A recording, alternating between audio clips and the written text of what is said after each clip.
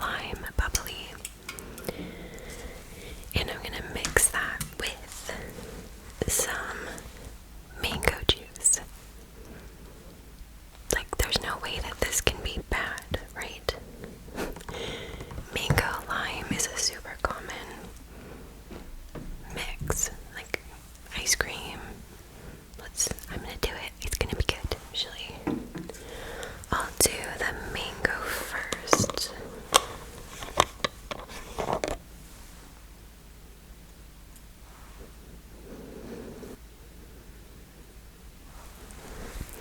I don't know why I was expecting it to smell like fresh mango. It's in a cardboard box. Oh, no! This mango stain probably is my luck. But you're supposed to shake this too. Yeah, shake. Please hold. Great start. Great start as usual. This, by the way, of course, it's not 100% mango. It's mango pear juice. There we go. This seems good. I really hope it doesn't stain my sweater.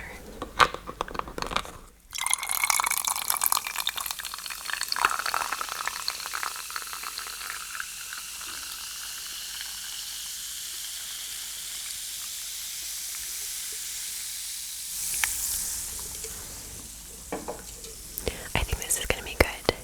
Cheers, everyone. Happy Friday, if it is Friday.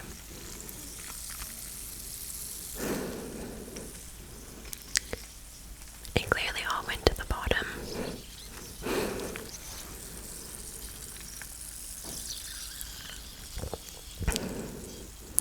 Yep, it just tastes like bubbly. Oh well, it looks pretty. I'm not running to get a spoon. I'm not doing it. We're just gonna get started. Okay, so today's story takes place in the mountains of West Virginia. Here, in an area called Braxton County, there is a small town which is called Flatwoods. And it was here on September 12th, 1952, where something incredibly creepy occurred to a group of people along with their dogs. And it literally changed their lives forever. So a group of young boys whose ages ranged all the way from 6 to 18, they were playing some Friday night football in the field of their schoolyard in Flatwoods. Now it was almost dusk, so it was just starting to get dark when suddenly they stop their game because they see something crazy flying over a nearby mountain. And it was described as, quote, a low-flying, flaming aerial object that soared over the mountain and towards them. It flew directly over the schoolyard and it went right over top of their heads. And it was said to have this small trail of fire behind it, and it was colorful. It was red, orange, yellow, and I will get into detail of this part later, but the actual craft that they saw ended up being silver, and this was confirmed by almost all of the witnesses. So, like, the colorful part that they saw was clearly, it was determined to be like some sort of exterior shell that was likely burning up and on fire, and that was what they saw. And at first, obviously, you think, okay, that was probably a meteor, right? No, and I will explain why. This craft, as it was flying overhead, it turned around mid-air and then started flying in a different direction, and it started flying towards the mountaintop of a nearby farm. And obviously, like, the last time I checked, meteors don't just change course mid-air, from what I understand from my limited knowledge of space and chemistry and all that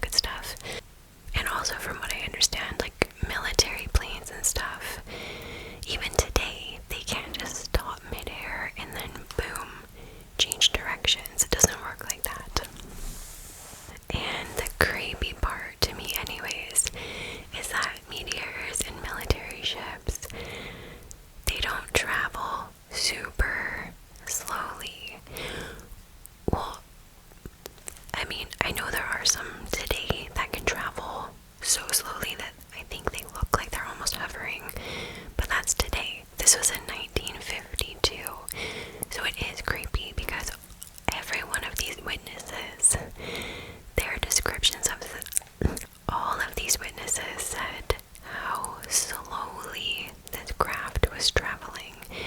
It was obvious to them that it was not a plane from that day and age. It was going too slow for that.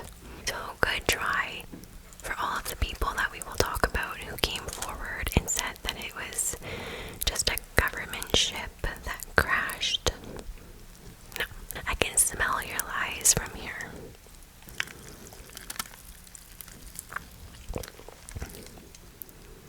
Yeah, it just tastes like bubbly. We're gonna have to drink the water to get to the good stuff. Alright, so the boys, they had some mixed emotions about this flying ball of fire. Clearly, whatever this thing was, it was scary and it likely wasn't good. One of them thought and said immediately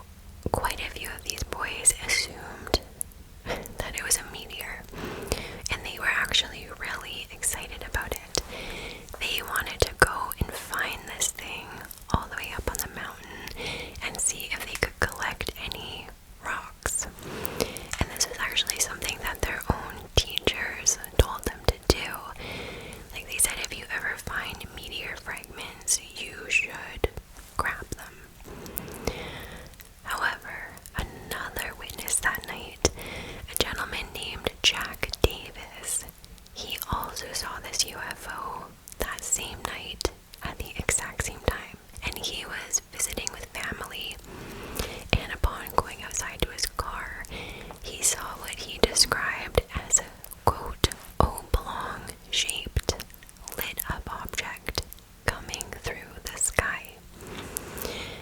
And interestingly, his first thought wasn't meteor, and you would be able to tell, right? Especially because this gentleman was a lot older than the boys. So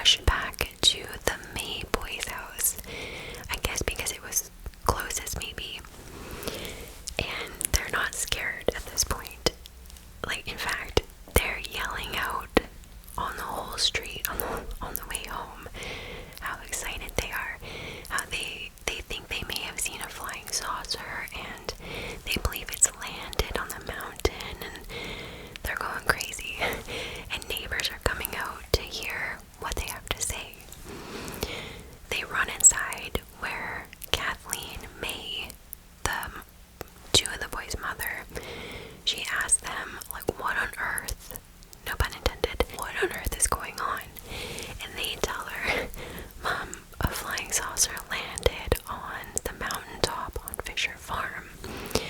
And, we want to go up there, we want to hike up and find it.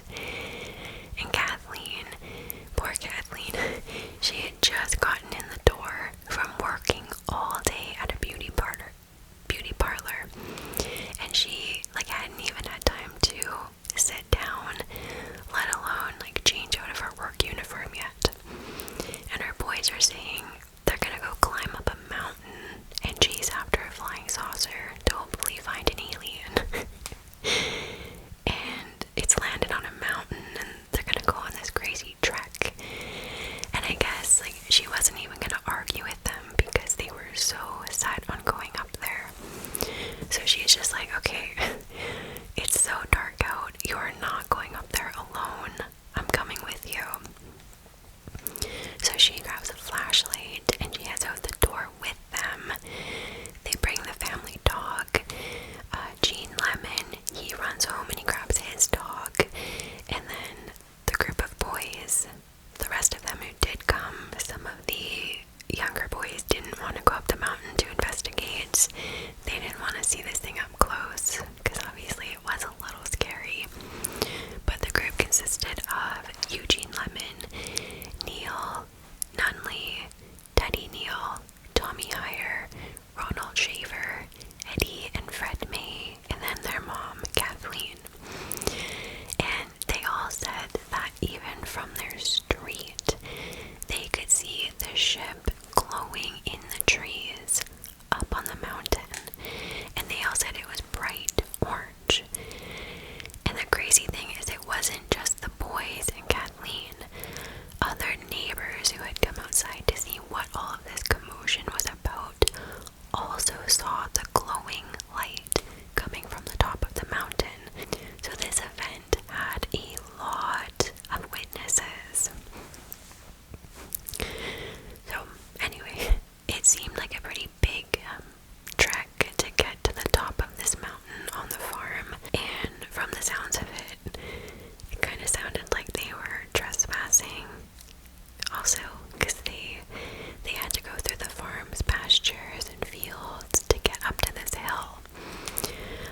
And they explained how they came to a big metal fence that was wired shut to keep livestock in, and they just opened it up and kept walking through. And they had to unwire it so the smaller boys and the dogs could get through.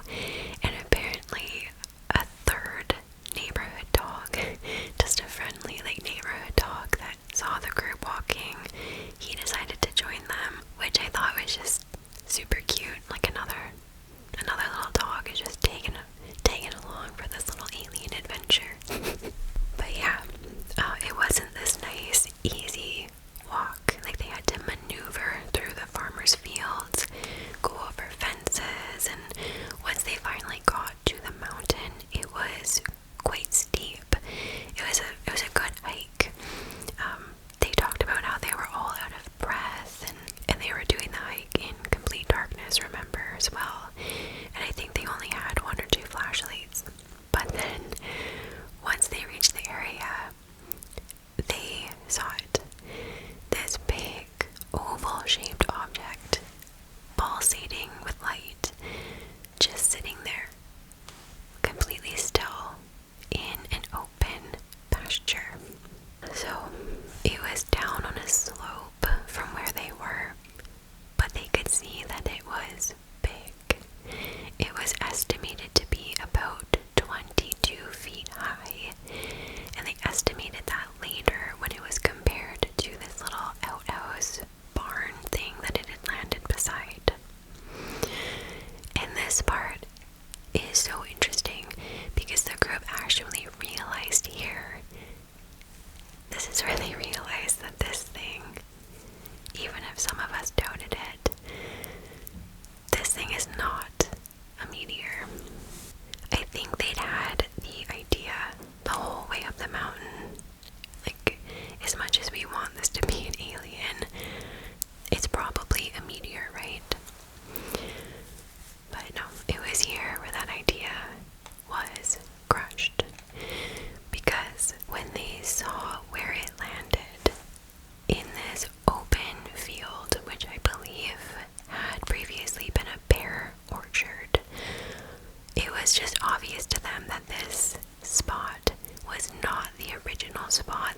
seen the craft land. When they had watched it landing from the schoolyard, and remember they said it had cleared the trees and it had gone on top of this mountain and landed there. Now that they were up close and on the mountain where this thing was now sitting, they knew right away this is not where it had originally landed, where we watched it land from the school. And that means that this craft initially made an emergency landing on top of this mountain, and then it moved lower down into the valley in this pear orchard. And they all said this orchard was much more discreet.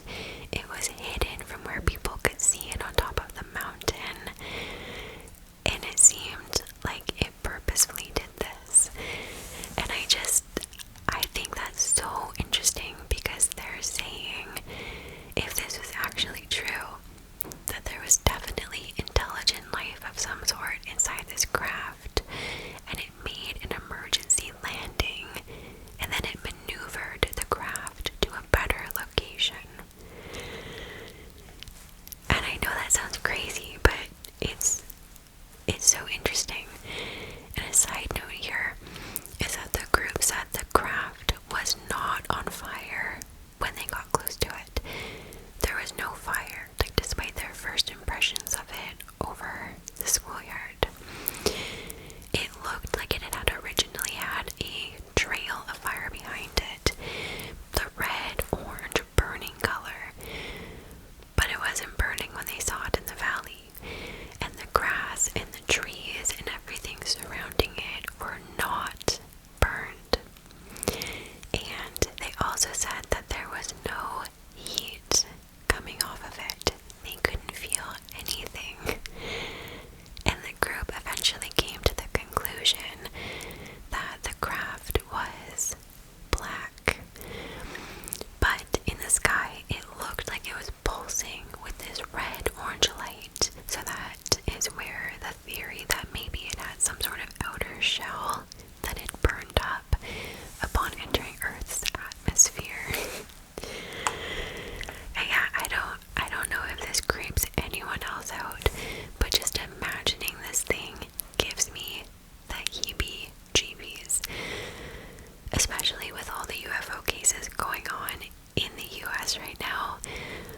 Like, I know that Las Vegas 911 call thing has been debunked, but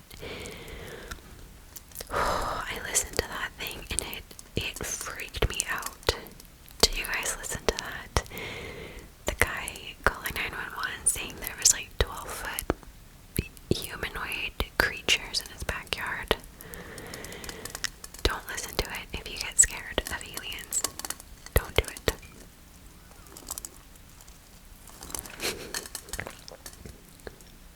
But anyways, the group continues because they can just see the object in this valley, but they have to keep hiking up the mountain and go through another fence to get closer. They're not like close up to it yet. Kathleen, Jean Lemon, and a few other boys climb over a last gate to continue forwards. And it needs to be noted here that Lemon's dog, he absolutely refused to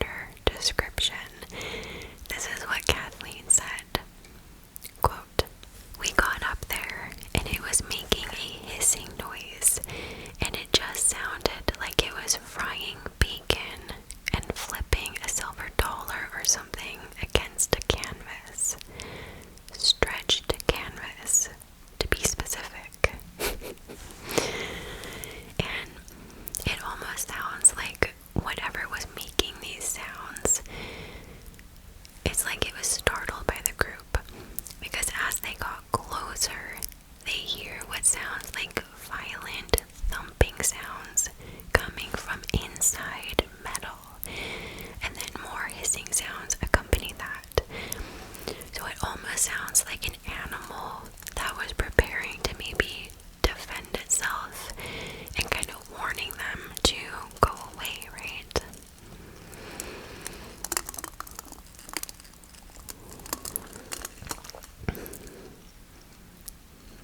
Drink update, I still can't taste the mango. Both Kathleen and Jean Lemon said that they could see glowing eyes coming from behind the tree, and they were glowing through this misty fog. And initially, Jean thinks that this is an animal sitting high up in this oak tree.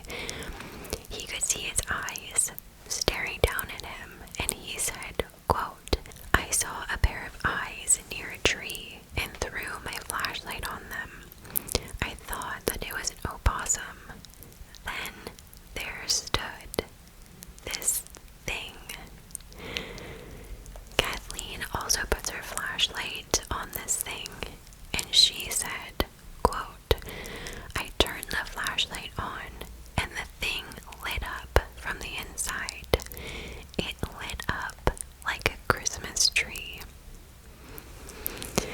And it's here that they realize this is definitely not an animal sitting in a tree or clinging to this tree. They are staring directly at a figure that was roughly 12 feet tall, and it was clearly standing next to this oak tree. It wasn't sitting in a branch. This figure has a blood red face with what appears to be glass in front of it, so I guessed some sort of helmet. And it also had a green body that's glowing, and they estimated its head to be 3 feet across. It's a big noggin. And as they're staring at this thing, pointing their flashlights at it, it is glowing, like its eyes are glowing, and they are getting brighter and brighter until these 2 massive beams of light shoot out of its head and illuminate the entire trail that they are standing on.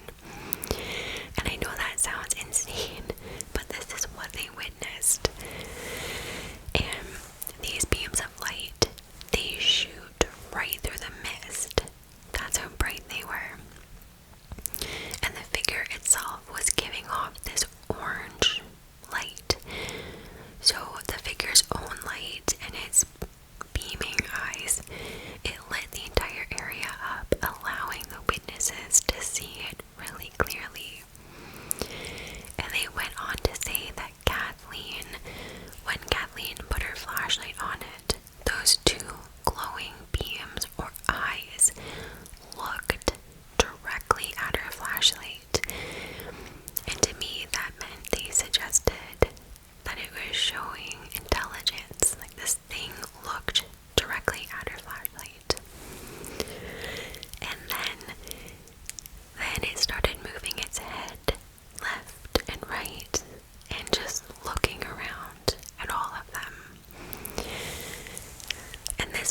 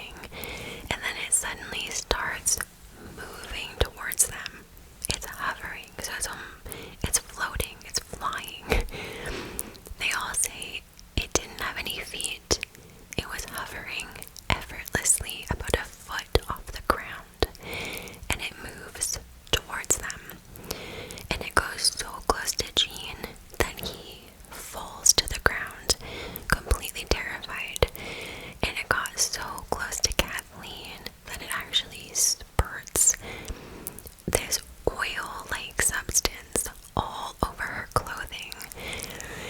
And while it was getting this oil on her, it also continued hissing and making these sizzling bacon sounds. Weird, right? It didn't burn her. She didn't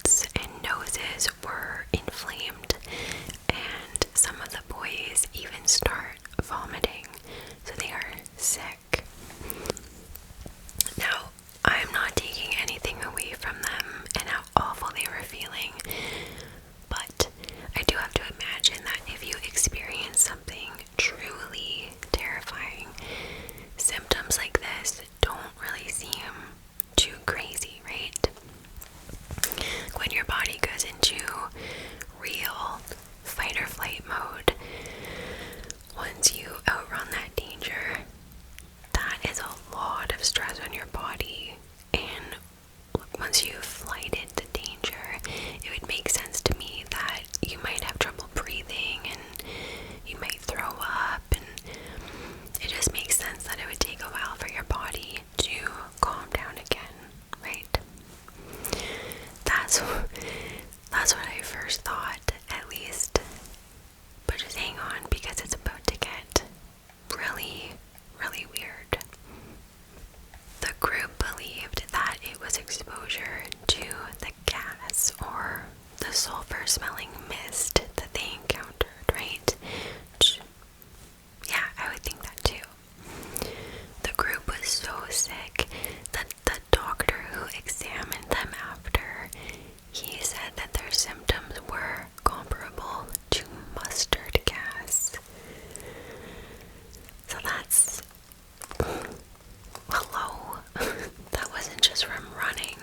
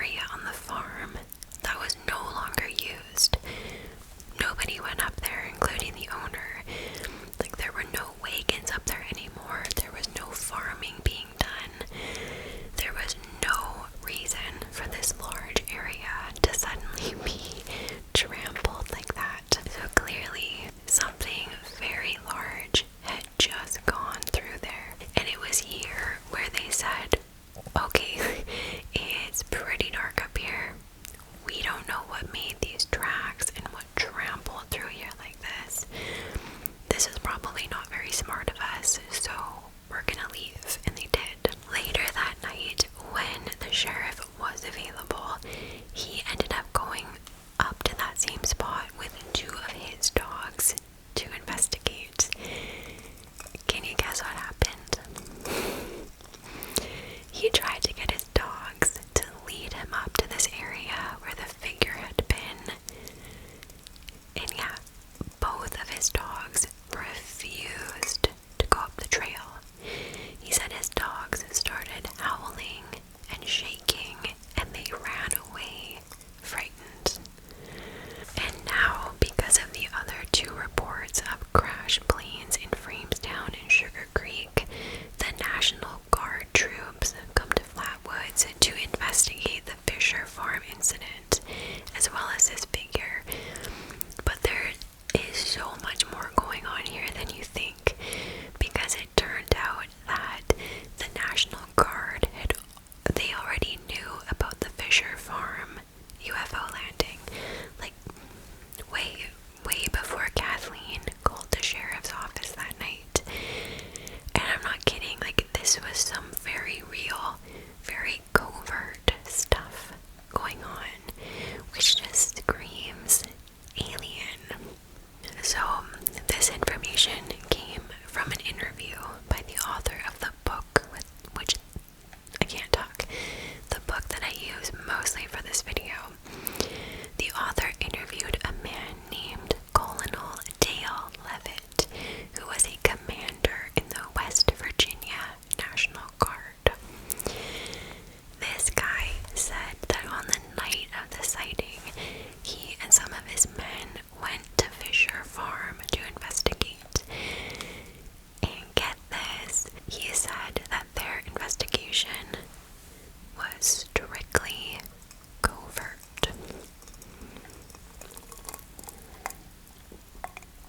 And not only that, but he also had troops from the National Guard along Elk River at the same time, and they were investigating the other crashed planes in Sugar Creek and Framestown. And according to another report, there was another sighting. Passengers in a vehicle near Elk River in Duck Creek, which I love the name of, which was only 6 miles west of Frametown, they called in another report of a UFO that night. They said that they were driving along, minding their own business, when a UFO flew over their car, and it abruptly shut their engine off, and they couldn't move. The UFO hovered above them, then it flew on by, and the engine started again. And this is completely random, but I just really like the name Sugar Creek.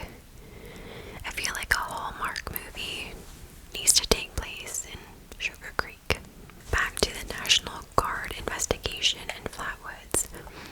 Nobody knew that they had been up there that night. So what is going on with that? Like, why were they being so secretive? Colonel Levitt told the author that he received a phone call from the U.S. Air Force. He was told to gather National Guardsmen from Braxton County to investigate the downed aircraft. My stomach. I'm so sorry, guys. I don't know why it's making weird sounds. Their first investigation was along Elk River because of the Sugar Creek and Frametown sightings, and it was while they were investigating that area that they got the next call telling them to head out to Flatwoods for another downed aircraft. I believe there were about 180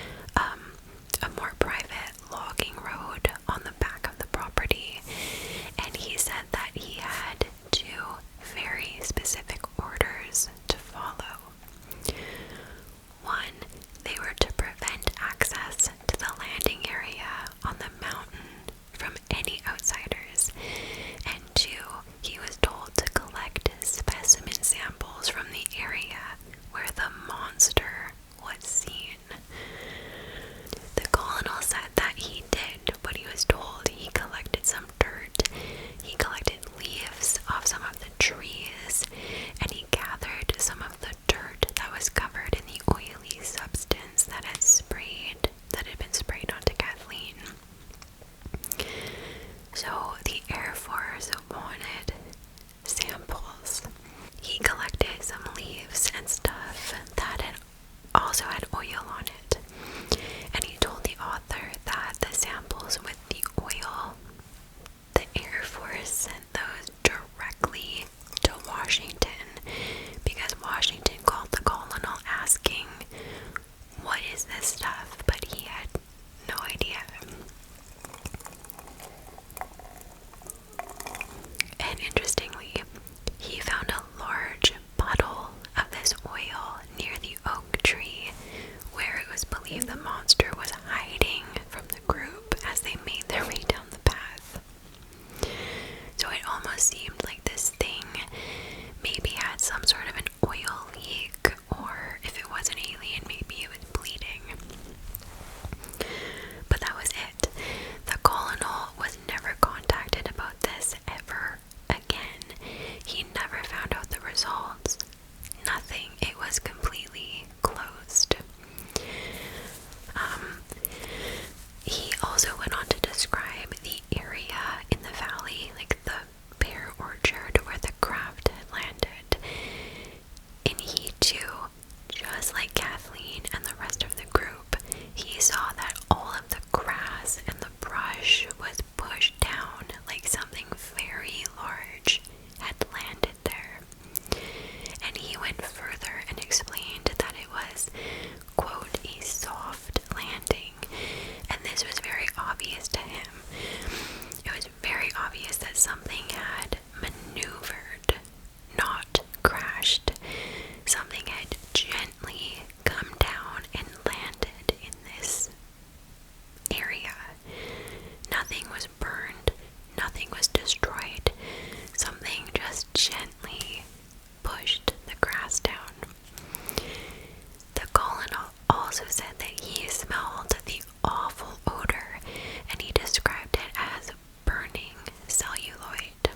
It turns out, at least according to Colonel Levitt, he said it was clear that the first, downed plane actually did crash in Sugar Creek, and then it took off, and it crashed again in Framestown, took off again, went over the schoolyard in Flatwoods, and then it crashed again on the mountain at Fisher Farm. He's saying that his theory is that it was the same craft over and over and over. Whatever it was, it crashed multiple times and then got up and kept going. So it was capable of continually taking off even after crashing all of these times, which I think is such an interesting theory. And it also makes me wonder if maybe the alien was drunk. Maybe he was drinking and flying. You never know. Colonel Levitt said that the Air Force knew that a plane hadn't crashed that night, like the witnesses thought. There was something else going on, and that was why so many National Guardsmen were called in. And it just sounds so crazy, but there really were more sightings that night in different areas of West Virginia. It was reported that what was initially believed, again, to be a meteor was seen over an area called Charleston, an area called Wheeling, and then Parkersburg, and there were just so many other sightings in different areas and cities. But the crazy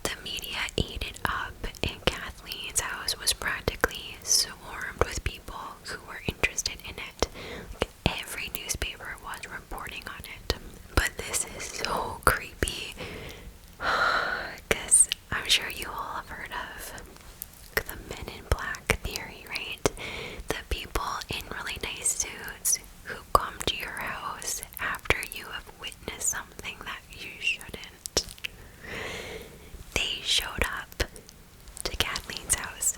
2 men in black, they showed up. 2 men in really nice dress suits showed up to Kathleen's house the next day. They told Kathleen that they were editors who were just interested in the story and asked if she could take them back up to the site, and she actually agreed. Her and Freddie took them back up there, and Kathleen said that while she chatted with one of them, the other one walked towards the landing site, and when he came back, he was covered in the oil, and he said to his partner, quote, "Now, what do you think Ed is going to think of this when we send these in for analysis? Who the hell is Ed?" And she said that he was covered. His hands, arms had suit. It was almost like he had purposefully rolled around in it or something. And then that was it. They left. But then, even weirder, the 2 men came back the next day asking for Kathleen's forgiveness because they had lied to her. They introduced themselves as officials from Washington, and they said that they were investigating the case. And she was like, "Why did you lie to me?" And they said, "Well, we thought if you knew who we were, you might not tell us the truth." And somewhere in this conversation, she mentions the oil again and how it had actually gotten all over her uniform. And they immediately tell her, "We need a sample of that from your uniform." And it was later found out that these 2 men, they were from Project Blue Book. Just go ahead and try to keep telling me that it was just a meteor. And Project Blue Book was the code name for the systematic study of unidentified flying objects by the United States Air Force from March 1952 to its termination on December 17th, 1969. So clearly, this was more than just a government air vehicle that crashed. And I say that this might actually be the weirdest part of the case, because a month after those men visited Kathleen, she gets a letter from the government in Washington. And this letter is from officials in Washington, and it says that they have an explanation for what her and the boys witnessed that night. They explained that what they had seen that night, they were just experimental crafts being tested in the area, and the one craft, it had had some troubles, and that was the one that they saw land on Fisher Farm. And you would think that they would have people working in the damage control area or something, and they would maybe come up with something better than that. Don't worry guys, it was just an experimental craft. But you had to immediately send the National Guard in to take samples of the oil, the vegetation, the dirt, the leaves. You had to cordon